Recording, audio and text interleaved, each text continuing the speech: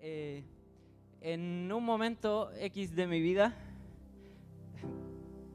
me muevo mucho, eh, estaba conversando con alguien acerca de problemas o aflicciones mías y dentro de todo lo que me dijo de parte de Dios a través de él, lo que quebró mi corazón, lo que me desarmó, fue solo una frase, aparte de todo lo que me dijo que también estaba calando dentro de mi corazón. Y en un momento él dijo, solo un poco más, solo esa frase.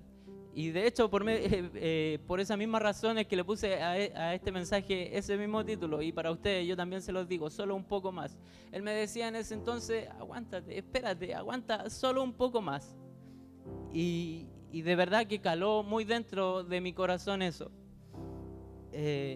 Ahora yo les quiero preguntar a ustedes, ¿has sentido alguna vez en tu vida, gracias, has sentido que Dios no está contigo?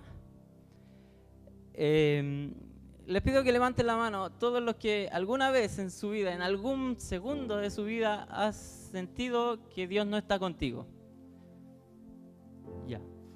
Porque si no hay manos levantadas, lo dije también allá, si no hay manos levantadas yo no tengo nada que hacer aquí. Y es que la verdad a veces no, quiero que entendamos que no es pecado sentir que no está Dios contigo. Ya, puede parecer controversial aquello. Pecado sería renegar sobre su existencia. Ahora, ¿por qué? ¿A qué quiero llegar con esto de preguntarnos? Y esa pregunta que nos hemos hecho en más de una ocasión y le preguntamos a él, Señor, ¿dónde estás? Me pasa esto otro, ocurre esto, tengo esta aflicción. ¿Y dónde está mi Dios? No estás conmigo. Y eso es lo que vemos. Y eso es lo que creemos. Ahora yo quiero darte a entender que sí existe un momento, sí existen momentos de tu vida en que Dios te tiene que dejar solo. Parece absurdo porque se supone que Dios, entre sus cualidades más conocidas, es que es omnipotente, omnisciente y omnipresente. La omnipresencia quiere decir que está en todo lugar. Entonces sería absurdo que no estuviera conmigo. Pero ahora, ¿qué tengo yo como aval para decirles que lo que estoy diciendo es cierto? Lo único que tengo como aval es la Biblia. Y tenemos personajes como, por ejemplo, José, de 12 hermanos, el menor, tuvo sueños en los cuales se veían sus demás hermanos, siendo él el menor, sus demás hermanos sirviéndole a él. Esto, sumado al favoritismo que tenía su padre con él, lo llevaron a sus hermanos a tener un celo, un rechazo hacia él, lo que lo llevó a querer matarlo, a querer meterlo en un foso, y después prefirieron ganar plata por medio de él y lo decidieron vender como esclavo. ¿Ya? En ese tiempo yo creo que él sí se sintió solo. Yo creo que sí, él, siendo justo, no cometiendo pecado alguno, sí parecía que Dios no estaba con él. E incluso más adelante tuvo que estar preso por algo que no tenía ni siquiera culpa. Entonces sí se sintió solo en su momento. También, ¿cómo no mencionar a Job? Quien, siendo justo, permaneciendo hasta el final fiel, le fue quitado todo, le fue arrebatado todo, pero permaneció fiel hasta el final. Y él dijo incluso, Jehová Dios, Jehová quitó. Jehová dio, Jehová quitó. Sea el nombre de Jehová bendito, el nombre de Dios bendito. Aún así permaneció, pero sí se sintió solo en su momento. Incluso su esposa le dijo, ya, ¿por qué no reniegas contra Dios y dejas de vivir eso? Pero él permaneció. También el apóstol Pablo en su momento estuvo en el último calabozo ahí, en algo, me imagino siempre que debe haber sido en algo como de 2x2, donde tenían que hacer sus necesidades ahí, donde mismo dormían y donde mismo comían, con sus necesidades al lado. Y aún así, él estando solo en ese momento o no viendo la solución o la salida o la alternativa de Dios, la ayuda de Dios, él permanecía y alababa a Dios. Y así también David, mientras iba escapando del rey de ese entonces, también en sus momentos hay montones de salmos donde decía, ¿de dónde viene mi socorro? Y el socorro no venía inmediato, pero él sabía que su socorro venía de Dios, pero no estaba Dios inmediatamente ahí para salvarle, ahí para ayudarle. Y así también Daniel en su momento cuando fue echado a un foso con leones, antes de ese, es el preciso momento antes de haberlo echado, no había un Dios ahí para ayudarle. Y también Jacob, quien también escapaba de su hermano y le tiraba regalitos para atrás mientras seguía escapando y se topó con un ángel, y con el mismo ángel tuvo que pelear porque necesitaba a Dios. Él necesitaba a Dios en su vida y no estaba viendo Dios en su vida. Incluso agarró el ángel y le dijo, no te suelto hasta que me bendigas, porque no estaba obteniendo en ese entonces la bendición de Dios. Y así también Jonás, que estuvo dentro de la boca de un pez. Y como ellos, montones de ejemplos que podríamos seguir toda la noche viendo los ejemplos de la Biblia. Pero nos vamos a enfocar en el mayor de los ejemplos, que es el de Jesús. Jesús en su momento también se sintió solo. Jesús en un momento fue a orar en Getsemaní y se llevó a unos cuantos para que oraran con él, a los más cercanos. Los dejó ahí diciéndole que oren y se fue a otro lugar más apartado a orar, y cuando volvió estaban durmiendo. Y le dijo, ¿pero por qué están durmiendo? Oren, tienen que clamar, tienen que estar preparados.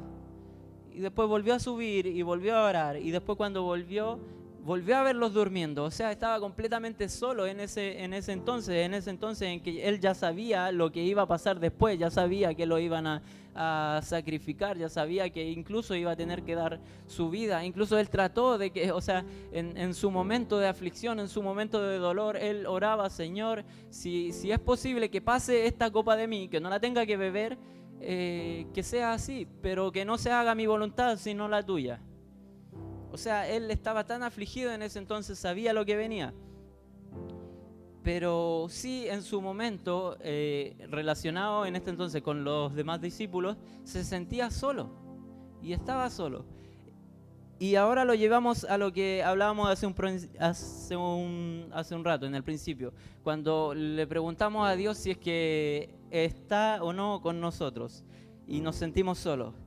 En la crucifixión, Jesucristo, cuando todavía no daba su último respiro, cuando todavía no expiraba, la oración que dirigió al Padre, y lo que escucharon los demás también de esta oración, fue: Padre, ¿por qué me has abandonado?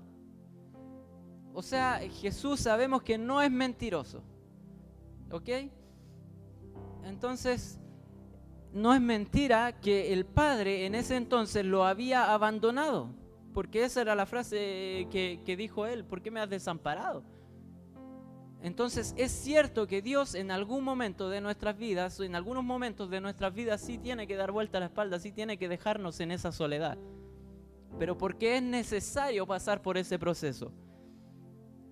Voy a leer un poco más en el Salmo 22. Dice más claramente a qué se refería, o sea, qué cosas decía él en esta oración. Dice: Dios mío, ¿por qué me has desamparado? ¿Por qué estás tan lejos de mi salvación y de las palabras de mi clamor? Dios mío, clamo de día y no me respondes, y de noche y no hay para mí reposo. Pero tú eres santo, tú que habitas entre las alabanzas de Israel. En ti esperaron nuestros padres, esperaron y tú los libraste. Clamaron a ti y fueron librados. Confiaron en ti y no fueron avergonzados. Mas yo soy gusano y no hombre, oprobio de los hombres y despreciado del pueblo. Todos los que me ven me escarnecen, estiran la boca, menean la cabeza, diciendo: se encomendó a Jehová, líbrele él. Sálvele, puesto que en él se complacía. Pero tú eres el que me sacó del vientre, el que me hizo estar confiado desde que estaba a los pechos de mi madre. Sobre ti fui echado desde antes de nacer. desde el vientre de mi madre, tú eres mi Dios. No te alejes de mí, porque la angustia está cerca, porque no hay quien ayude. Me han rodeado muchos toros, fuertes toros de Basán me han cercado. Abrieron sobre mí su boca, como león rapaz y rugiente.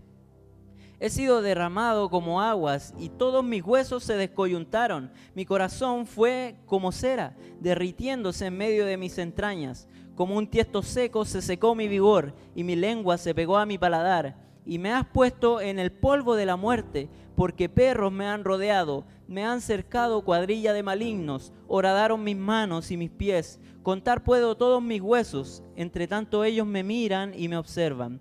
Repartieron entre sí mis vestidos y sobre mi ropa echaron suertes. Mas tú, Jehová, no te alejes, fortaleza mía, apresúrate a socorrerme. Libra de la espada mi alma, del poder del perro mi vida. Sálvame de la boca del león y líbrame de los cuernos de los búfalos. Anunciaré tu nombre a mis hermanos, en medio de la congregación te alabaré.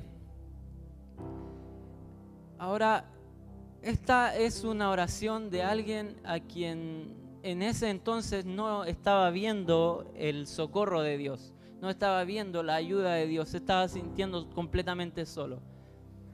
Como tú, en ocasiones te has sentido completamente solo y clamas y pides y ves que tu respuesta no viene, ves que tu Dios no está. Ahora quiero que entiendan, como nos vamos a enfocar en la vida de Jesús, quiero que entiendan un poco más parte de lo que estaba viviendo él en ese entonces, y también para que más adelante entendamos cuál era la razón principal por la cual él tenía que vivir por aquello. En Isaías 53 dice que por sus llagas fuimos nosotros curados. Dice, ¿quién ha creído a nuestro anuncio y sobre quién se ha manifestado el brazo de Jehová?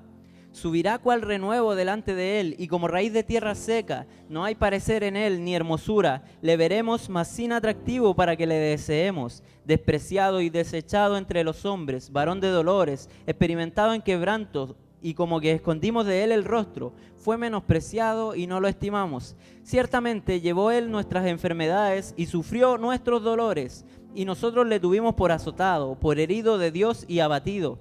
Mas él herido fue por nuestras rebeliones, molido por nuestros pecados. El castigo de nuestra paz fue sobre él, y por sus llagas fuimos nosotros curados. Todos nosotros nos descarriamos como ovejas, cada cual se apartó por su camino. Mas Jehová cargó en él el pecado de todos nosotros. Angustiado él y afligido no abrió su boca. Como cordero fue llevado al matadero, y como oveja delante de sus trasquiladores enmudeció y no abrió su boca. Por cárcel y por juicio fue quitado, y su generación, ¿quién la contará? Porque fue cortado de la tierra de los vivientes, y por la rebelión de mi pueblo fue herido. Y se dispuso con los impíos su sepultura, mas con los ricos fue en su muerte, aunque nunca hizo maldad, ni hubo engaño en su boca. Con todo eso, Jehová quiso quebrantarlo, sujetándole a padecimiento. Cuando haya puesto su vida en expiación por el pecado, escuchen bien esta parte, cuando haya puesto su vida en expiación por el pecado, verá linaje, vivirá por largos días, y la voluntad de Jehová será en su mano prosperada. Y otra cosa más, que te quede bien grabado, verá el fruto de la aflicción de su alma.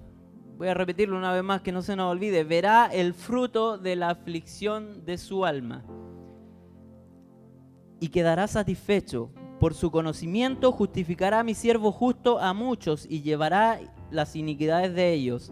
Por tanto, yo le daré parte con los grandes y con los fuertes repartirá despojos, por cuanto derramó su vida hasta la muerte y fue contado con los pecadores, habiendo él llevado el pecado de muchos y orado por los transgresores. Aquí es donde llegamos a enlazarnos completamente con Jesucristo. No sé cuántos entienden que pasas por aflicciones, pasas por dolor, y a veces es necesario, completamente necesario, que pases por esa aflicción, que pases por el dolor. ¿Para qué? Para que más adelante puedas ver el fruto de la aflicción de tu alma. Así como Jesucristo hoy desde ya puede ver el fruto de la aflicción de su alma, porque se llevó nuestros pecados, porque se llevó nuestras iniquidades, porque en eso que estaba pasando Él sabía y entendía lo que venía después. Ahora quiero que entiendas que eso que está pasando tú, que eso que has pasado tú, tiene un fruto. Sí tiene un fruto, quizás no lo puedes ver, quizás no lo puedes dimensionar, quizás todavía no lo entiendes, pero sí tiene un fruto. ¿Cuántos creen que son juntamente con Jesucristo coherederos del reino? Yo soy un coheredero del reino, tú eres un coheredero del reino. Por lo tanto, así como pasas padecimiento, así como pasas por sufrimiento, como Jesús pasó por sufrimiento, como Jesús también padeció, también podrás, como Él, ver el fruto de la aflicción de tu alma. ¿Cuántos estamos acá? Te repito una vez más, solo un poco más. Aguanta, un poco más. En 2 de Timoteo, el capítulo 2, del 3 al 13, él nos explica, Pablo quiere, enseñándole a Timoteo, enseñándole a su discípulo, le dice, tú sufre penalidades. Sí, tú. Y hoy día yo les digo a ustedes, tú como buen soldado de Jesucristo tienes que sufrir penalidades. Como un mandamiento, como un mandato, una orden. No te escapes más, no intentes escapar por lo que tienes que pasar, no intentes no pasar por el fuego que tienes que pasar para ser perfeccionado, no. Como buen soldado de Jesucristo sufre penalidades. Dice, tú pues sufre penalidades como buen soldado de Jesucristo. Ninguno que milita se enreda en los negocios de la vida a fin de agradar a aquel que lo tomó por soldado. Y también el que lucha como atleta no es coronado si no lucha legítimamente. El labrador, para participar de los frutos, debe trabajar primero. Considera lo que te digo y el Señor te dé entendimiento en todo. Acuérdate de Jesucristo, del linaje de David, resucitado de los muertos conforme a mi evangelio, en el cual sufro penalidades, hasta prisiones a modo de malhechor, mas la palabra de Dios no está presa. Por tanto, todo lo soporto por amor de los escogidos. Escucha bien, por tanto, todo lo soporto por amor de los escogidos, para que ellos también obtengan la salvación que es en Cristo Jesús, con gloria eterna. Palabra fiel es esta: si somos muertos con Él, también viviremos con Él. Si sufrimos, también reinaremos con Él. Si le negáremos, Él también nos negará. Si fuéramos infieles, Él permanece fiel. Él no puede negarse a sí mismo. Escúchalo bien, lo que estás pasando, lo que has pasado en tu vida es por amor de los escogidos. Así como el apóstol Pablo tuvo que soportar montones de cosas, incluso prisiones a modo de malhechor, como si fuese un pecador, como si fuese un delincuente. Tuvo que soportar así. Y tú también tienes que soportar distintas cosas de las cuales a veces te encuentras completamente inocente. Pero eso que estás viviendo o eso que has pasado es por amor de los escogidos.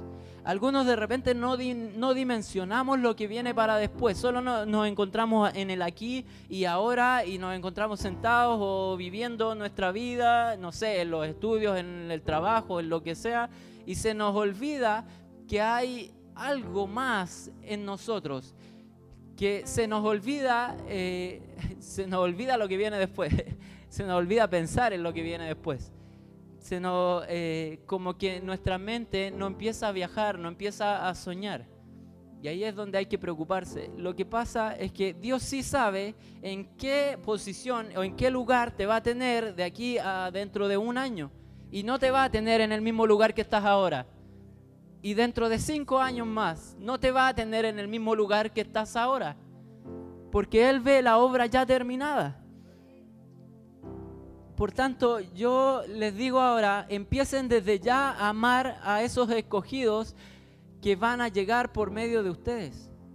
Los mismos que están aquí, ese mismo que se encuentra casi nada, esa misma persona que de repente piensa que Dios jamás lo va a tomar en cuenta para hablarle a otra persona, o que se encuentra muy pecador, o que quizás no tiene idea para dónde va la micro.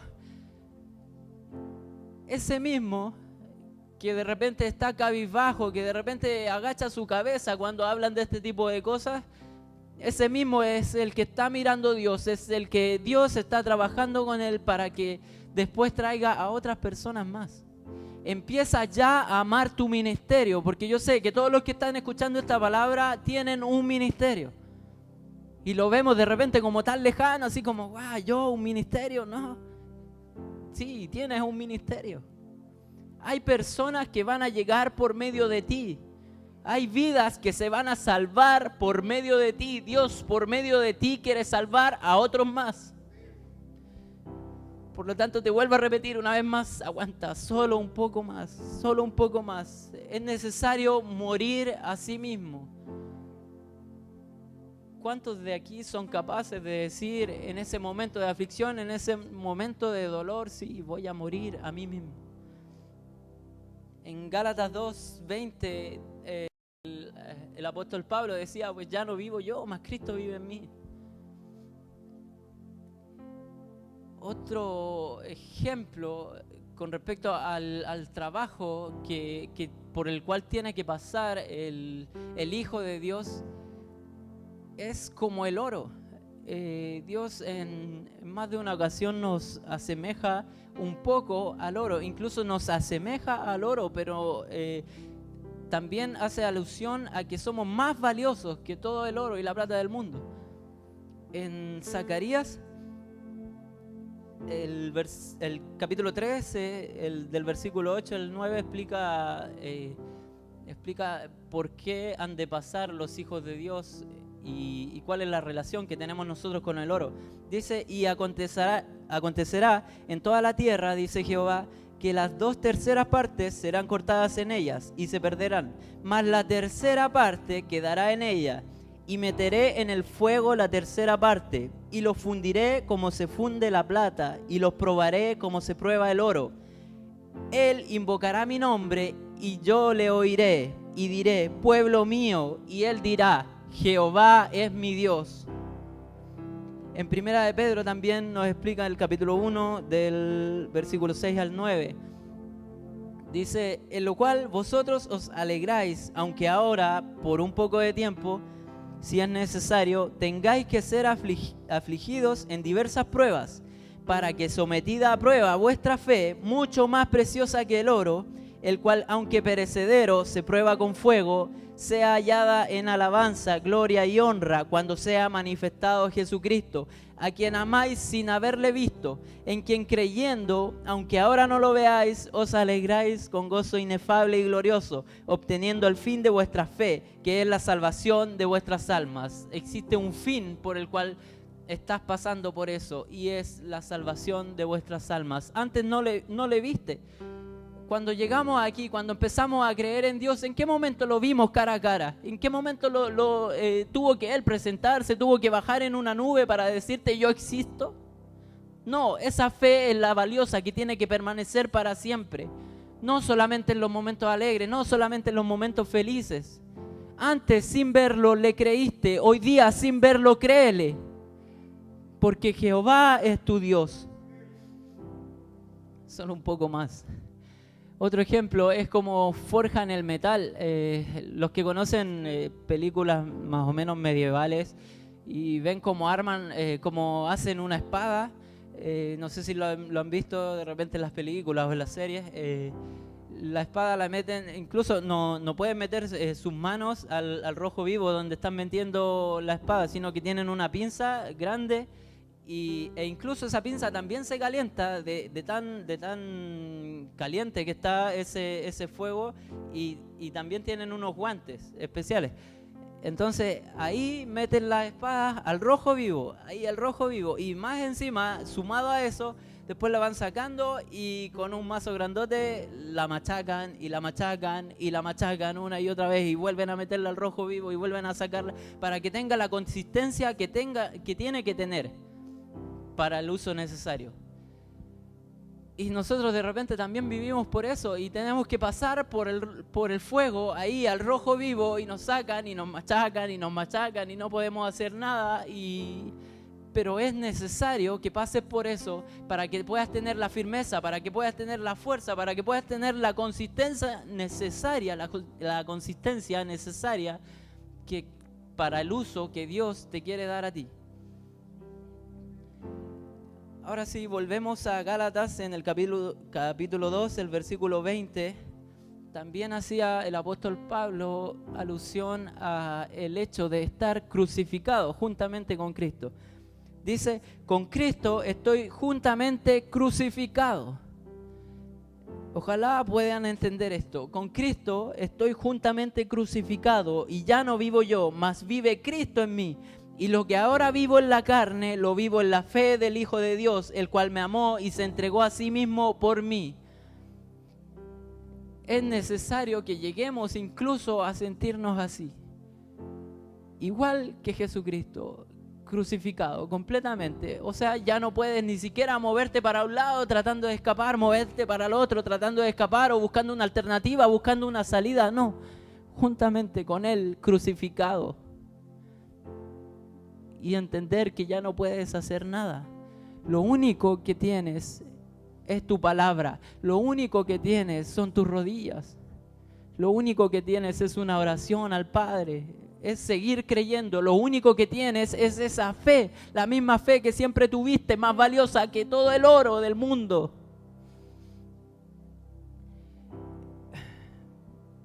Es necesario pasar por esa soledad en la que te deja Dios. Y aguanta solo un poco más, pero sigue creyendo, pero sigue perseverando, pero sigue peleando la buena batalla de la fe. Y pelea, igual como lo veíamos hace un principio, pelea como Jacob peleó. De esa manera, buscando la bendición de Dios en tu vida. Él se encontró con el ángel y entendió que era su alternativa, que era su salida. Y peleó con garra, con ímpetu. ¿Se imaginan un hombre, un terrestre, peleando con un ángel? Y pudo más que el ángel. ¿Por qué? Porque tenía una convicción clara, porque tenía una fe, porque tenía garra, tenía power. Él siguió, pero siguió por una razón. Lo único que lo mantenía ahí era la razón que había dentro de su corazón. Incluso el ángel tuvo que tocar su muslo para que se desarmara un poquito, porque ya no se la podía con él. Y le dijo, suéltame porque ya se está acabando el día. Y yo siempre me imagino esta escena, me encanta esta escena como me la imagino en mi mente. Yo lo veo así como casi cayendo, así, tomándolo así como del pecho. No te suelto hasta que me bendigas. Y eso era lo que necesitaba él, y eso es lo que necesitas tú. No te sueltes de la mano de papá hasta que te bendiga, porque te va a bendecir. Y otra cosa muy importante que no quiero que se nos vaya, es la razón por la cual pasas por estos distintos tipos de adversidades, distintos tipos de aflicciones.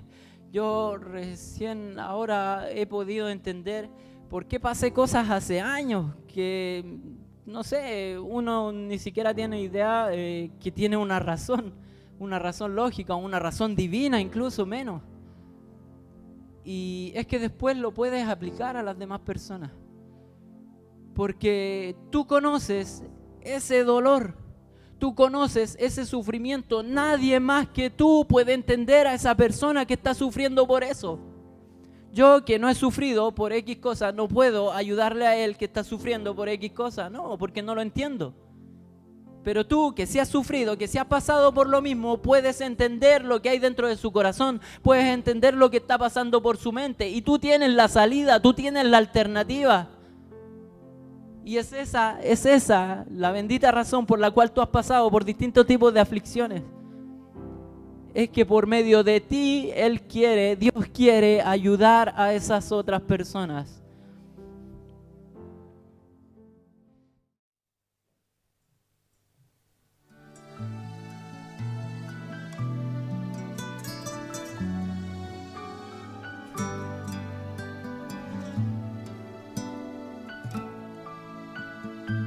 Yo me acuerdo cuando pedía poder para reprender. Yo me acuerdo cuando pedía tu fuego en mi ser. Yo me acuerdo que me decías, solo hace falta un poco de fe. En mi momento de batalla llegaste y el enemigo se fue. Pero en esta prueba creo que nadie me librará. Mis amigos me han dejado, me abraza la soledad. Pero te pido por favor, mándame ángeles, Señor. Y te prometo que pelearé como peleó Jacob. Pero ¿qué está pasando? Siento que alguien me está tocando y pone un espejo en la palma de mi mano. Me dice mírate en el espejo y yo comienzo a mirarlo. Si no sabes quién yo soy, estoy dentro de ti. Yo soy el Espíritu Santo y yo estoy dentro de ti. Dentro de ti yo soy el Espíritu Santo que está contigo en momentos de quebranto. Yo soy el Espíritu Santo que cuando tú has caído soy yo quien te levanto. Yo soy el Espíritu Santo que está contigo y secaré tu llanto. Soy el Espíritu Santo y yo estoy dentro de ti en el espejo.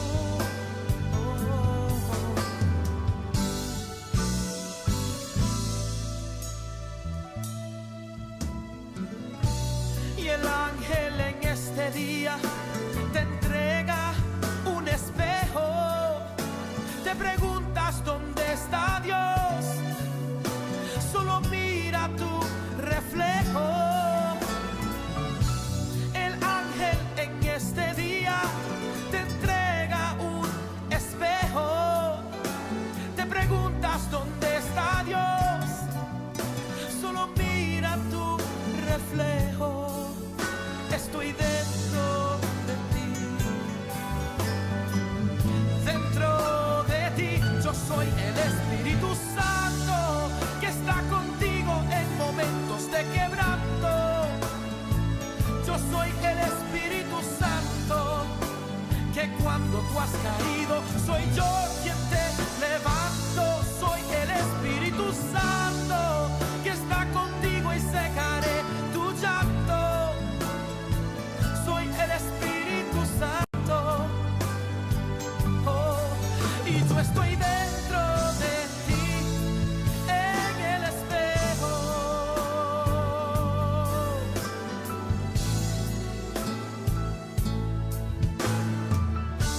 Ya no estoy llorando porque Cristo a mi vida llegó.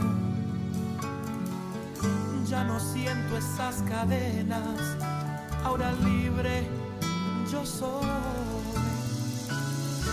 Y me quedo solito dándole gracias al Señor.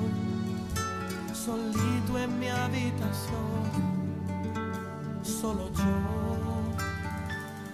yo y mi esperanza.